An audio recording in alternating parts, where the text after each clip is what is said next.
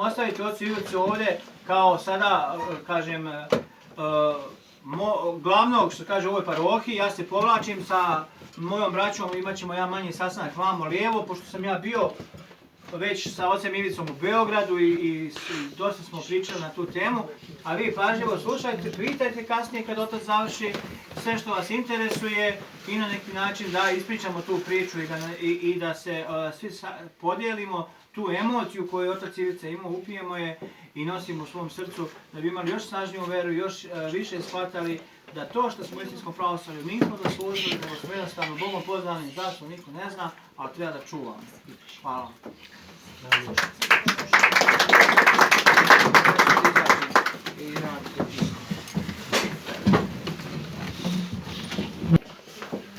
Pa evo da počnemo, pomaže Bog svima. Naše preosveštenstvo, časni oče Stefane i braću i sestre. Da kažem ja, eto, koju reč o svom životu, mada iskreno rečeno ne smatram da je to sad nešto posebno u odnosu na one druge i mnogo veće ispovednike vere koji su se posvedočili u borbi protiv ekumenizma. Moja malenkost je, eto, 15 godina sam, da kažem, koju reč o svom životu i 15 godina sam sveštenik bio u toj zvaničnoj, da kažemo, Beogradskoj patrijaršiji i bio sam nekih 12 godina u Homolju i nekih 3 godina u Aleksandrovcu kod Požarevca. Vodio sam borbu koliko je bilo do mene za istinu i protiv ekumenizma i to otvoreno, zbog čega mogu da kažem da ne samo da sam ja trpeo posljedice, nego i cijela moja porodica. Ali to je neminovno kad čovjek uđe u borbu protiv onih koji su brojni i da kažemo mnogo jači gledajući sa te ljudske strane, ali opet Bogu hvala, sa one Božje strane mogu da kažem da oni nisu tada odneli pobedu, već naprotiv, ceo sistem i sveštenstvo ekumenističko bilo je u Homolju, maltene imalo je jedan cilj glavni, da na neki način me kompromituju tamo. Normalno da, kao i svešnik, kao i svaki čovjek, i ja i kao i svi ljudi imamo određene, da kažemo, i prednosti i mane, ali problem jeste bio u tome što, nažalost, danas se u svim našim institucijama, pa i u crkvi, mere stvari po tome da li je neko podoban ili nije i koliko je podoban određenom sistemu. Pa ja nisam baš iz te priče podobnih, jer ja sam iskreno prišao veri i iz ljubavi prema Bogu postao sam sveštenik, misleći da mogu u toj, da kažemo, zvaničnoj crkvi da služim Bogu, a ne ljudima. I da, znači, da je ono što se i zna u našoj veri, u našoj dogmatici, da je naša crkva hristocentrična, a ne episkopocentrična ili, da kažemo, čovekocentrična. Znači, da pojednostavim, nije glava crkve čovek, nego Bog. I tom Bogu iz ljubavi hteo sam da služim.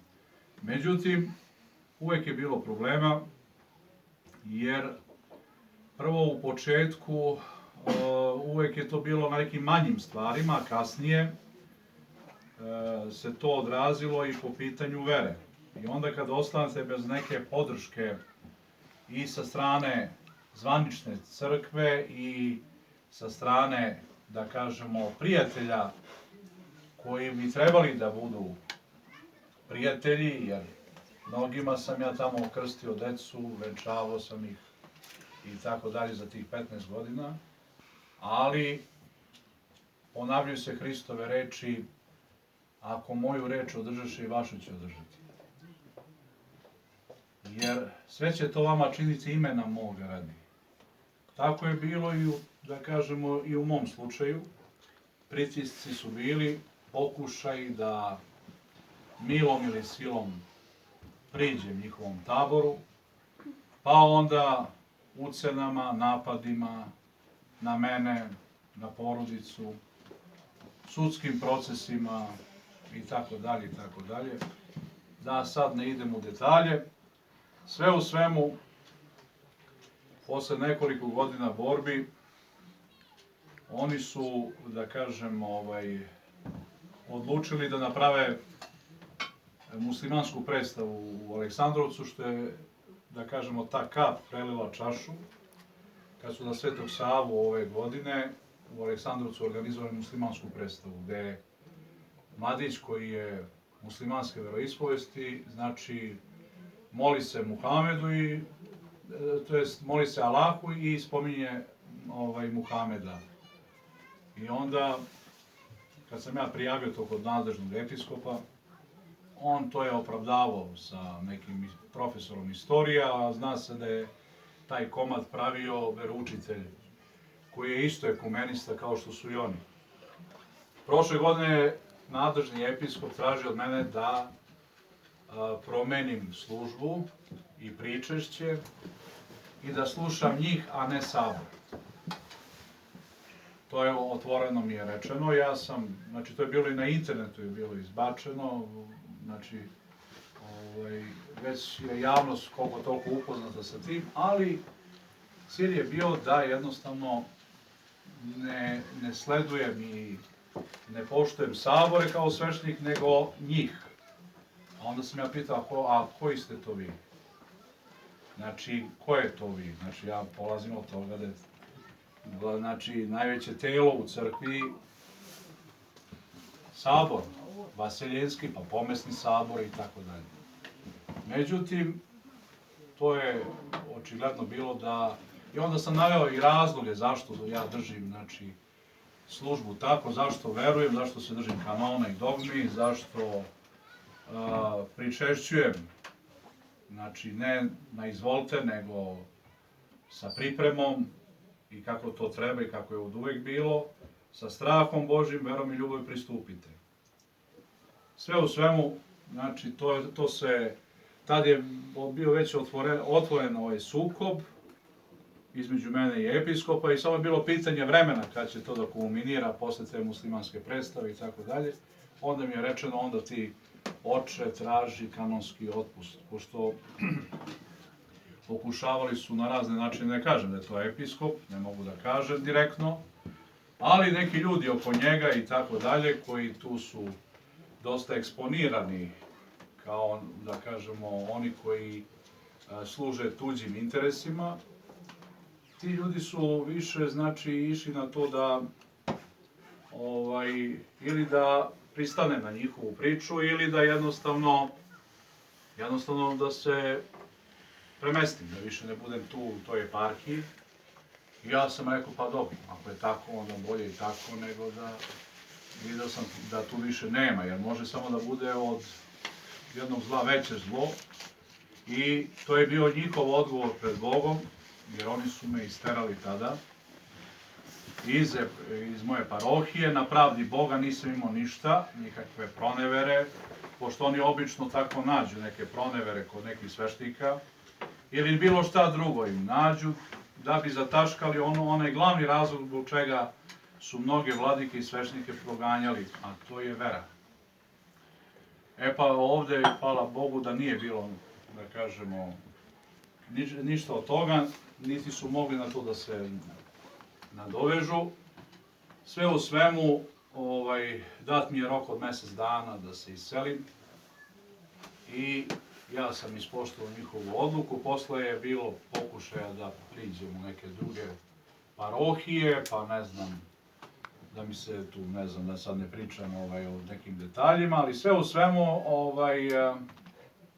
postojalo je određeno, znači da kažemo, određeni pritisak da samo ne pređemo u istinsku pravoslavlje. E pa, iskreno rečeno, znači, nije ljudska nego Božja volja. Tako je vezano i za mene, tako je vezano i za sve. i Bogu hvala da sam posle 15 godina borbe, sa onima koji isto veruju kao ja, koji ne skrnave veru, ne skrnave službu, ne skraćuju službe, ne menjaju dogme i kanone crkve, ne skraćuju ikonostas, ne ubacuju u crkvu neke karikature od ikona pa ih nazivaju ikonama, od nekog samozvanog tamo nekog ikonopisca i da sad ne spominjem. Eto, kažem, to je sve uglavnom, ukratko da kažemo, da prenesem svima vama, kao braći i sestrama, ono što sam kao sveštenik prošao i išao sam više na tu soluciju, iako sam imao prilike da još na Teološkom institutu, kad sam polagao ispite pri fakultetu, da čujem jednog apsolventa koji je rekao, kad smo polagali ispite, kolege brucoši, tad smo bili mlađi, ovo što imate da polažete, položite, ali kad izađete preko ovog praga možete slobodno, kaže, da zaboravite. To nam je rekao jedan apsolvent i tad me to intrigiralo dosta da ja počnem da razmišljam malo više u tom pravcu, šta se to događa u crkvi i eto, Bogu hvala da me Bog probudio, da mi otvorio oči, da vidim i da istrajem na tom putu, jer, kažem, nije ni malo bilo lako, ali uz Božju pomoć sve je moguće za onoga ko iskreno veruje, da kažemo, a eto, Bog da nam oprosti naše grehe, jer smo svi ljudi mi i grešni, i slabi, i padamo, i ustajemo, ali važno je samo da istrajemo na tom bogočovečanskom putu, jer mnogo je zvanih, malo je izabranih. A mi kao narod i kao ljudi, da da Bog da se još više srpski narod budi iz ove letargije, iz ovog, da kažemo, samoobmanjivanja, u kome samo je bitno ne diraj ništa, plivaj kao što svi plivaju, misli kao što svi misle i sve će da bude u redu, a u stvari ništa neće da bude u redu, jer se Bog ćutanjem izdaje i licemerstvom, tako da odgovornost je velika i na tim vernicima koji danas mnogi kalkulišu, znači, sa istinom, koji ne idu Hristovim putem, nego misle da, pošto neki duhovnici kažu da može da se bude i pravoslavan u zvaničnoj, kažem, crkvi, ekumenističkoj, oni veruju tu laž i u stvari zanose se i obmanjuju sami sebe, što je vrlo opasno. Jer i u narodu se kaže, ona izreka postoji, s kim si, takav si. A apostoli i sveti oci su govorili o tome da moramo da se, znači, odvajamo od onih koji skrnave veru, koji ne vode nego zavode, koji krive dogme i kanone crkve, na to pozivaju Vaseljenski sabori i pomesni sabori pravoslavnih crkava. Eto, toliko o tome. Sad ako, eto, najkraće da kažem, ako ima neko da kaže, i eto, ima i tih nekih događaja koji su se između, da kažem, čak je bilo i u novinama, mada ja to, eto, ne volim baš nešto mnogo o tome da pričam. Na prvoj službi, to je, tačnije da kažem, drugoj službi, kad je došao taj novi ekumenistički sveštenik da me zameni u Aleksandrovcu, udario je grom u, znači, zvonik crkve i tada su me zvali telefonom i mnogi koji pre toga baš nisu mnogo brinuli ni za veru, ni za, da kažem, ni za službu, ali to je kratko trajalo, kao što u našem narodu obično to i traje, znači svakog čuda 3 dana dosta. Ali je opet bio neki pečat, da kažem, jer pazite, to se desilo baš u nedelju i to baš kada je taj sveštenik počeo da kadi crkvu, sad Bog zna, oni kažu, ne znam, tamo, da je u pitanju gromobran, Pa možda po njihovoj logici neka mi bude i gromobran, ali kako to 130 godina od kako je crkva podignuta, nikad nije udario groma, baš sad da udari grom. Mislim, za pametnog čovjeka je dovoljno se to zapita. I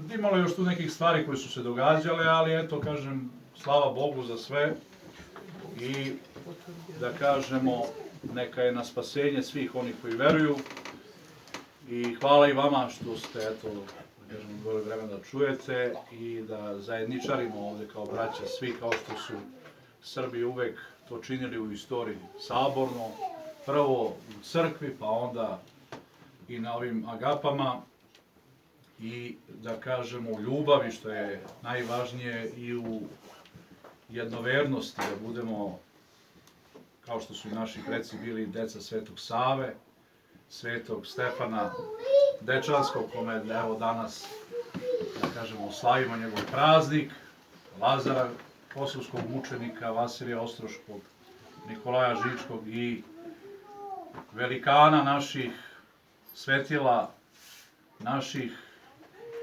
koji treba da budu na ponos i na diku, a ne da se zavodimo sa nekim, da kažemo, laži učiteljima i sa nekim, da kažemo, samo prozvanim veličinama koje, nažalost, sve su samo nisu to što misle da jesu, jer mnogo je oni koji zavode, malo je oni koji u istini vode ka Bogu i to je činjenica da danas u svetu imamo puno laži, a malo istine, puno je lažnih verovanja, puno je stramputica, samo je jedan put istine i život, samo jedna crkva pravoslavna naša. Amin. Amin. Ako ima neko nešto da pita, izvolite pa sad. Što kažu kolege, sveštenici sa kojima si radio? Pa ne, ja sam sad, kako sam ja čuo, mada mi niko ne kaže, mada mi jedan pitao, kaže, pa šta je to bilo, kaže da si vikao na vladiku, da si tamo drao se na vladiku, nisam se drao, to je laž čista, zašto bih se drao, reči su dovoljne za pametnog čovjeka. Ja, kad sam bio kod episkopa, ja sam predočio, imam čak tu i u tašnji moje ispovedanje vere, koje sam mu pročitao da ne bi dolazili čisto do sukoba, nego jednostavno pročitao sam sve ono što me on pitao. 3 pitanja glavna su bila, ja sam to lepo napisao, posle par dana sam mu odgovorio i to je bilo to. Međutim, iako je to odloženo, znao sam da to posle toga neće dugo da traje i da je to ne slučaj samo sa mnom, nego i sa mnogim drugima koji su na ovaj ili na onaj način proterani sa svojih parohija i svojih eparhija. Eto to toliko mogu da kažem, a oni nas posmatraju kao da smo mi neki sektaši, sad kažu otišao u neku sektu tamo i ostalo. Ja nisam znao da je istinsko pravoslavlje sekta, a to je možda za one koji imaju tu projekciju, znači izvrnut sistem vrednosti. Pa pošto su izgubili osjećaj za istinu i za Boga, sad onda bitno je gde je za njih većina i šta kažu glavni autoriteti na televiziji za njih. Ili ne znam ja tamo Farma ili Bože me sačuvaj zadruge i ostale njihove gluposti.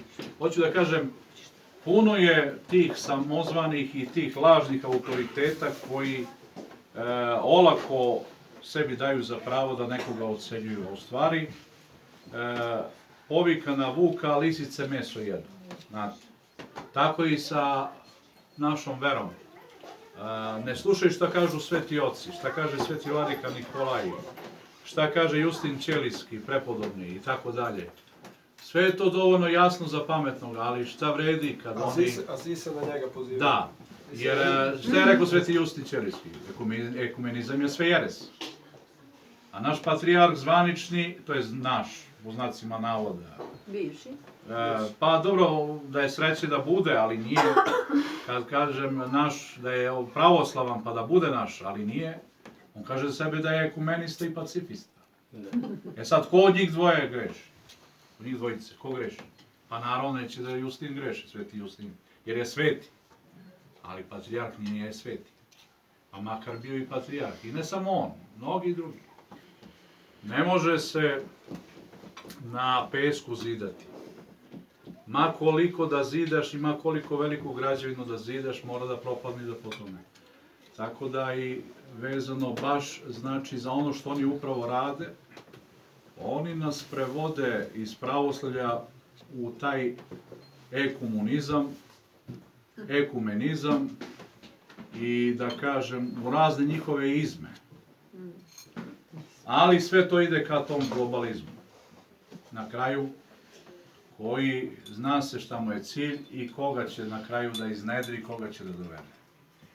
Pa zato blago vama što niste naseli na tu laž, pa sad bolje je čovjek i da trpi, bolje je čak u krajnjoj liniji da se sam moli, mada hvala Bogu nikad Bog neće dostavi narod svoj, ali kažem i to je bolje i sveti oci i to kažu. Kao kaže sveti Jovan Milostivi, bolje je da se nikad ne pričestite nego sa jereticima da se pričešćuju. I to ne kaže samo on, i sveti Marko Efeski, Eugenik, i Maksim Ispovednik, sveti Maksim Ispovednik, i tako dalje. Znači, dovoljno je zapisano, dovoljno je rečeno za onoga koji želi da čuje, za onoga koji želi da prihvati. A onaj ko ne želi, to je sad na njemu. Eto, to je to. Ako ima još neko nešto da pita... Ste pokušali soče sa vladikom Artemijom nešto da prište? Pa ja sam pokušao, bio sam znači u Loznici, imao sam nameru čisto da se približe ti stavovi svih pravoslavnih. Ja, eto kažem, nisam sebe zamišljao da sad ja imam neku ulogu posebnu, nego samo već ako kao svešnik još uvek tada zvanične institucije crkvene, znači, želeo sam da postavim neka pitanja i da otvoreno razgovaram. Međutim, tamo sam naišao na određeni zid ili, bolje rečeno, gostoprimstvo kao čovek, kao svešnik, ali po pitanju nekih tema ipak nije bilo dobre volje da se o njima razgovara, među kojim i najvažnija tema približavanje istinskih pravoslavaca i, znači, oni koji su sledbenici vladike Artemija. Što ne znači da na određeni način i on jeste, čini se da se bori. Sad, vreme će da pokaže. Da li je to u redu da se braća dele i da li je važnije šta čovjek misli ili šta misli Bog. Jer ako je Hristos dao svoj život da bi narod sabrao, niko od nas, ni svešnika, ni vladika, ne sme taj narod da deli. Tako da mi trebamo da služimo Bogu i da mu blagodarimo za sve ono što nam daje i što čini, a nikako sad, ako nije vera u pitanju ili suštinske stvari, na osnovu nekih pretpostavki ili bilo šta, nekih animoziteta ili tako dalje, da ja to stavljam u prvi plan. I onda time, kad čovjek ističe nešto svoje na prvom mestu, zaboravlja njegovu dužnost da treba narod da sabere, da treba to stado rastureno, pravoslavno da sabere i to je njegova dužnost i pred Bogom, ma ko da je on. Ja sad ne pričam samo za vladiku Artemija, pričam za svakog episkopa koji je istinski pravoslavan, koji drži do vere i kome je glava Hristos. Jer i ovu službu što imamo i naše vladike i mi kao svešnici, to nam je dato od Gospoda.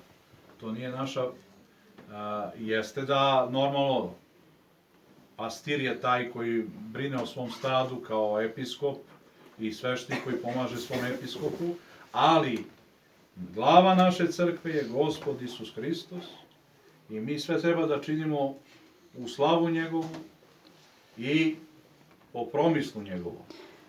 I što više njega slušamo, manje će ono naše da bude. A što je manje naše, manje će i zla da bude. i veće će jedinstvo da bude među pravoslavnima. E pa da Bog da jednog dana se svi mi objedinimo, istinski pravoslavni, i da kome je pravoslavlje na srcu i duši, da istrajemo i da budemo još, da kažemo, jači duhovno i brojniji, ali to je u rukama Božjim naše da činimo, a koliko će da bude, to će Bog da odredi.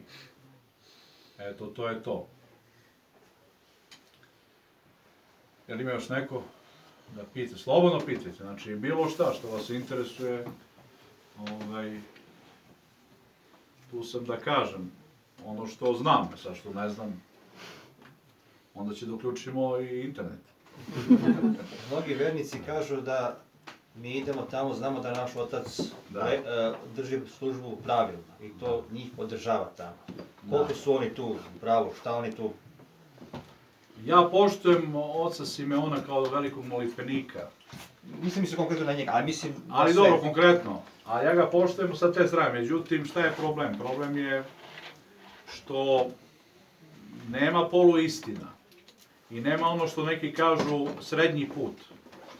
Srednji put ne postoji između istine i laži. Jer poluistina opet je laž. I gore od laži. I gore od laži. Ona je čak i opasnija, da. Što znači, među rešenje između Boga i đavola ne postoji. Ili Bog ili đavo, nema sredine. E sad, kako ćemo mi da postimo, da li će više da bude akrivijem ili ekonomije, to je sad druga stvar. To je što kaže, što jeste, znači, po blagoizvolstvu, znači, naših episkopa i naše crkve svete, ali u svakom slučaju, da kažemo, da li je ekonomija ili akrivija, samo neka je na spasenje naroda Božjega. Nekad mora i jedno, nekad mora i drugo, ali tu postoji, znači, da kažemo, nijansiranja ili, da kažemo, eto, ne nekog srednjeg puta, ali, kako je to u Svetom pismu lepo zapisano, deca se hrane hranom za decu, a odrasli hranom za odrasli. Tako da ne možeš svakom isto sve da daš. To je na pastiru ili, da kažemo, na svešteniku i episkopu da to proceni. Ali je ključ kad je u pitanju istina, kad je u pitanju vera, da tu nema kompromisa u smislu, jer zbog tih kompromisa, pazite, mi smo i došli do ovoga sada. Sa tim prečutkivanjem oko na izgled malih stvari, posle su te male stvari postale krupne. Prvo smo se uljuljkivali ćutanjem, eto, da se ne zameramo sa nekim sistemima, konkretno kod nas je bio taj komunizam, nažalost, da kažemo, pogubni za naš srpski narod, a onda i u Rusiji isto tako. I onda mnogi su, da kažemo, pastiri duhovni išli linijom manjeg otpora. I mislili su da će time da reći, kako kad su pitali Sergija u Rusiji, pa zašto, mislim, tako čini, zašto je pregazio odluke svojih prethodnika, patrijarha Tihona, i on je odgovorio da je spasao crkvu. A kako je spasao? Spasao si zgrade, ali nisi spasao veru, dušu tog svog naroda, znači svoje paste. Ono zašto je Gospod dao svoj život, ti si to pogazio. A neku sličnu priču smo imali od patrijarha Germana, znači na slično se pozivao. Tako da se sve na isto svodi. Uspavati, umrtviti duhovno stado i pripremiti ga da jednostavno primi laž za istinu. To je ključ. Znači da se ljudi uspavaju, da se raslabe do kraja, da ne bi prepoznali istinu i da se za tu istinu ne bi borili. A šta kaže sveti vladika Nikolaj? Daj Bože da svaki Srbin bude zilot ili remnitor. U stara vremena kad su sa Turcima vodili borbe, većina Srba su bili baš upravo ti remnitori. Ali ne samo, znači, u nacionalnom, ali i u duhovnom smislu. Oni nisu završavali visoke škole, nisu imali doktorate, ali su bili ljudi. I znali su šta je istina, šta je laž. Šta je prava vera, šta nije prava vera. I nisu pravili kompromise sa zlom. Ono što danas imamo koliko hoćete. Eto, to je to. Očekujemo, sad to je mnogo široko pitanje, ali moram da kažem, sveštenstvo, znači klir, je obrazovan u duhovnom smislu. Znači, završili ste škole, znate šta je na Vasilijanskim saborima određeno, šta treba da se poštuje, kako treba. Ono što narod ne zna, to je upravo to što vi znate. I oni ne znaju razliku između toga šta radite vi kao sveštenik i neki drugi tamo sveštenik. Njima je služba, crkva. Skloni smo da idemo linijom manjeg otpora, što sveštenik manje zahteva da postimo, da se podvizavamo, da se odričemo nečega. To nam bolje. Ako još možemo da platimo, da nam Bog da milost i da kupimo spasenje, pa to je... I glavno je svima, kad se priča o tome, pa tako su radili i moji preci. Naravno, oni nemaju pojma što su im radili preci. To je tako nekako, to smo mi, šta ja hoću da pitam, ovako, vaše mišljenje, to je prosto meni. Kako narod da dođe do te istine, a da pritom ne želi da čita ni Svete Otce, niti šta, ne želi da se trudi u stvari, a sa druge strane ima takve sveštenike koji pa neće da se trude ni da mu kažu šta treba. Ima li uopšte spasa za nas kao narod? Mislim, ne za nas ovde, ali za nas uopšte.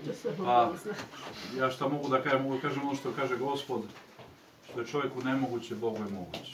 Ali da bi bilo moguće, treba neko da čuje i da ne pravi kompromis sa zlom, da ne bude licemeran. Jer, pazite, da bi se ovo otpadije napravilo u narodu, moralo je to licemerstvo da se raširi. Da li bi mogla laž da se širi među poštenim ljudima? Pa ne bi mogla.